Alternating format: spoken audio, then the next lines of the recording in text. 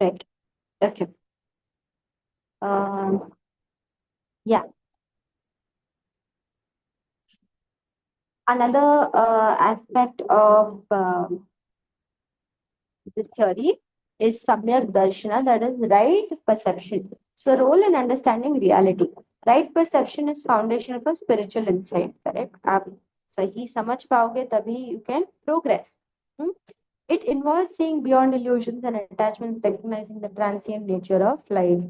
So, you have to understand that your life is not just your attachments or these emotions and these illusions, but it is beyond that. You are that jiva, you are that soul. Hmm?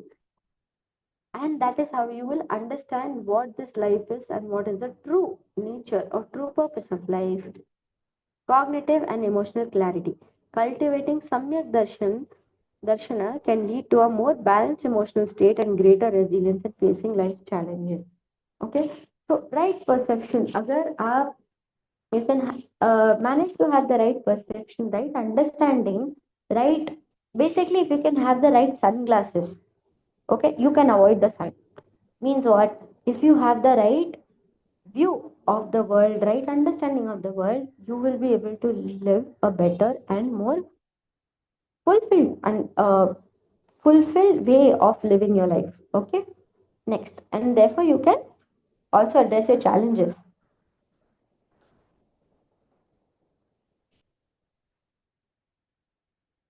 Right. Meditation and aesthetic practices. Jain meditation focuses on mindfulness and self discipline, aiming to quiet the mind and detach from sensory distraction. So, self discipline and मन को शांत करना, and therefore you have to distract yourself from sensory distractions. Sensory distractions मतलब your attachment and aversions हमने जो देखा, right? So wanting something or not liking something जो भी है, all of these things. Techniques may include breath control and visualizations of the self purity. So, breath control, pranayama is also what Jainism practices, and visualization of soul's purity.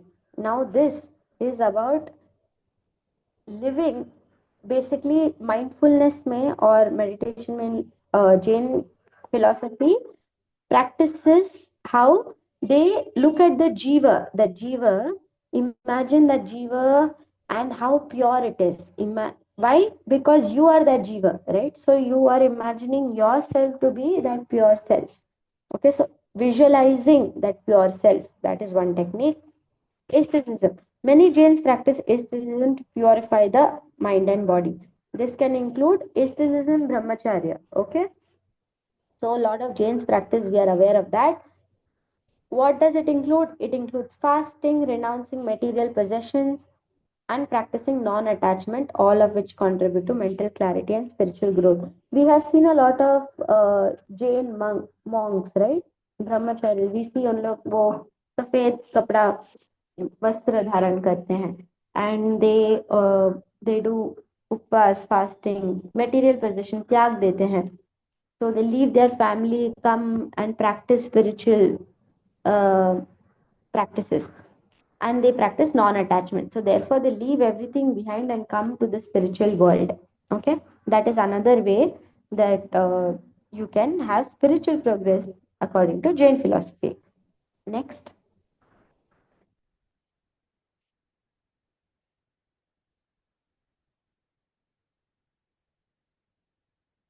can we go to the next slide?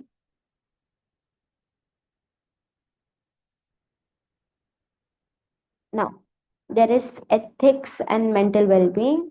We saw ahimsa, which is central to Jain, and that is why you see a lot of Jains not even eat onion and garlic and things that grow below the soil because they think we might accidentally eat harm organisms. So non-violence on all aspects, mental level, speech level. इसीलिए वो you might have seen a lot of Jain people, उन लोग मुंह के सामने वो एक छोटा सा एक cloth piece रहता है. That is why, because when they speak, they don't want to harm any organisms. They should not inhale any organisms in the air, in the atmosphere. So non-violence on all levels, on a physical level, on a mental level, on an action, karma level. Then truthfulness, satya, practicing truthfulness, satya कहना, encourages integrity, authenticity, leading to healthier relationships and improved mental health. Self-control, samyamya, self-restraint in thoughts, words and actions contributes to mental stability and spiritual progress. तो खुद पर क्या बोलते हैं, control है ना, what to say, how to say, कब कहना है और कैसे कहना है, all on all levels. Okay, this brings mental stability and spiritual progress. Next, please.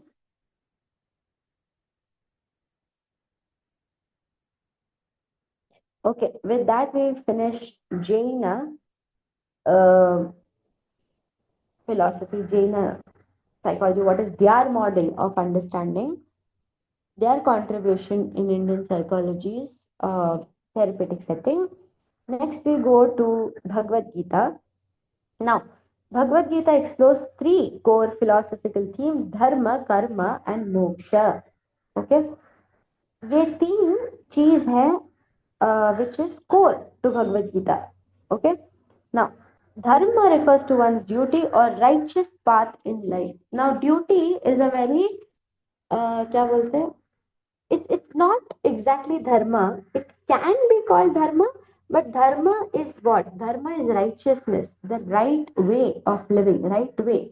Okay, righteousness is the correct, not exactly correct, but somewhat similar word in English for dharma in Sanskrit. Okay, so dharma is doing duty, your actions, performing your actions in the right way in life, and determined by social position, personal abilities, and cosmic order.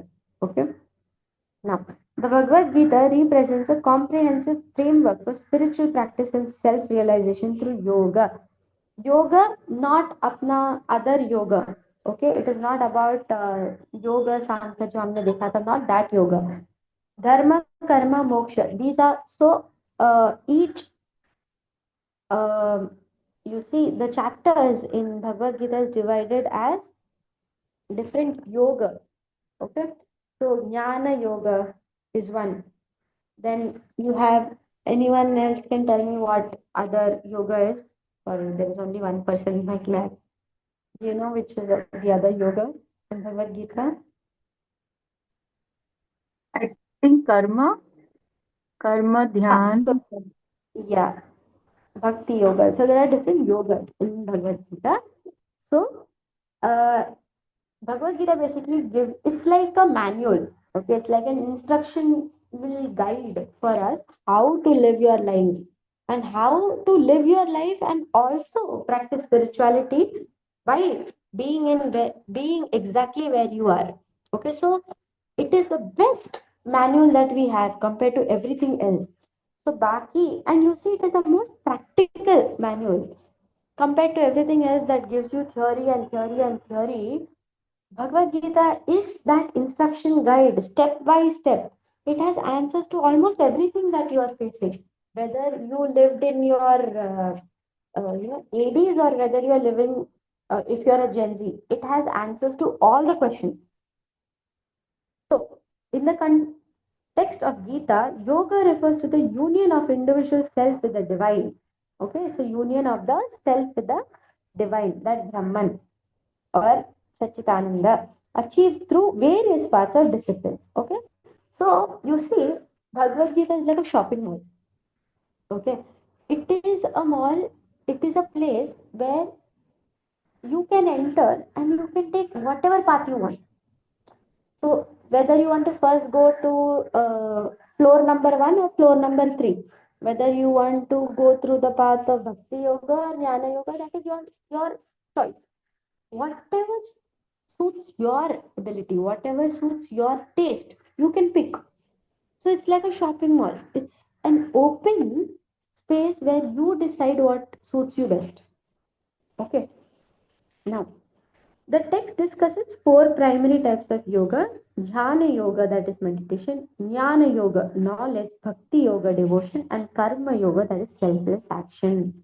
The Bhagavad Gita emphasizes the importance of integrating these various parts of yoga, recognizing that different individuals may be drawn to different approaches based on their unique disposition or circumstances. Right?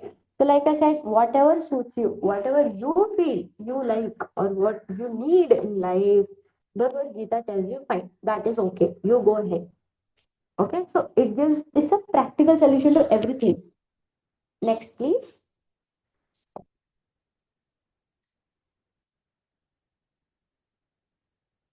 In psychology, the Gita offers valuable insights into the human mind, emotions, behavior, anticipating many concepts in modern psychological theories.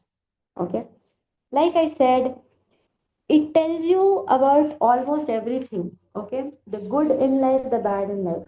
if आपने ये प्रकार का कर्म किया तो उसका consequences क्या होगा और कैसे होगा. If these are the kind of thoughts you have, what are the consequences, what you can do. Okay, it's like a practical manual.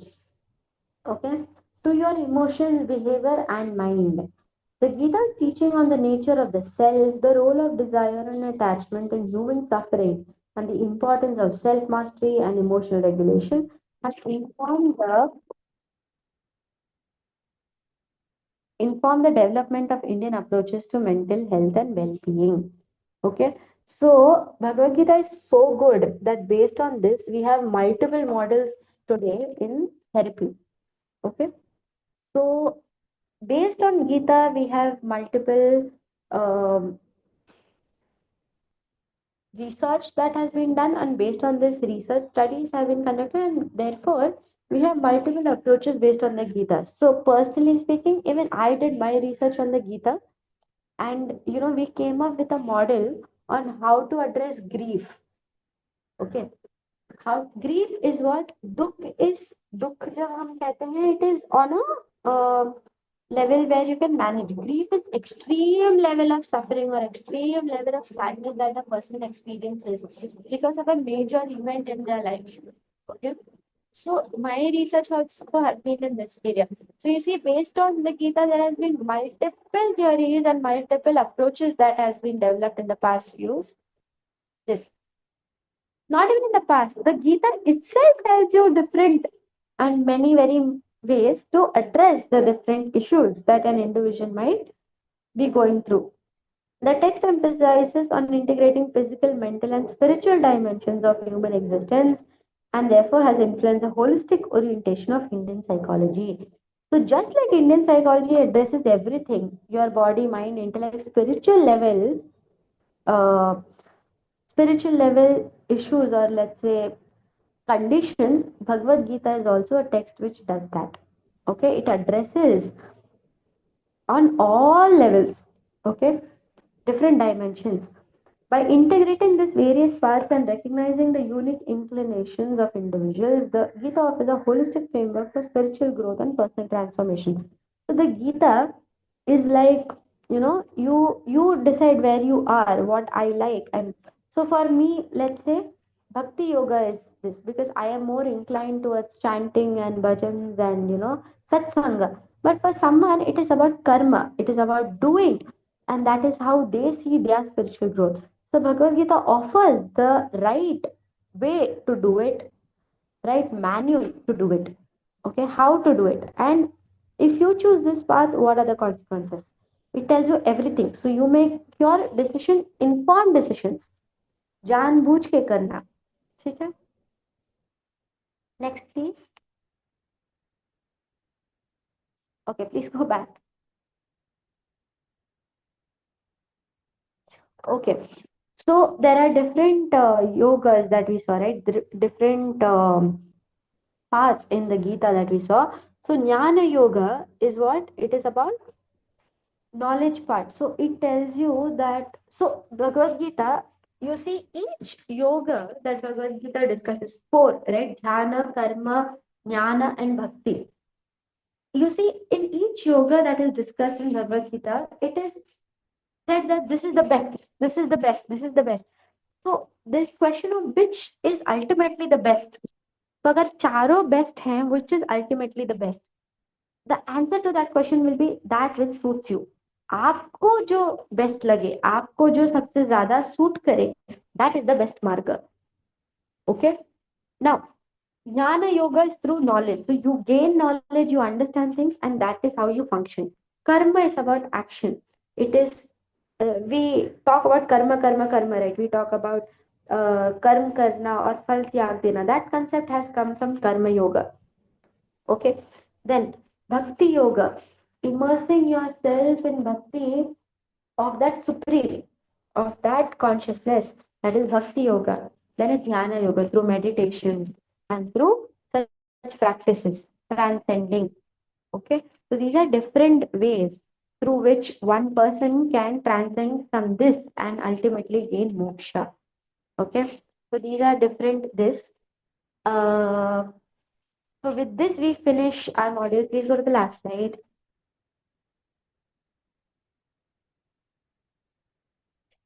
So thank you for making the school magical. It has been really nice teaching. I hope you have understood um, what we have discussed. If you have any doubts again, you can get back to me anytime. With this, we have finished. I will send you the notes also. I will share the PPT in the group for module 2, and I will also share few extra notes. Please go through that. मैंने textbook already share किया है. Please go through that. That should be enough. We have also discussed how to structure and how to answer your questions. So I hope overall you have some idea, at least starting or abhi ke beech mein you have some idea about how it has been. Yes. Clarity is there, but I think we'll have to go through the notes.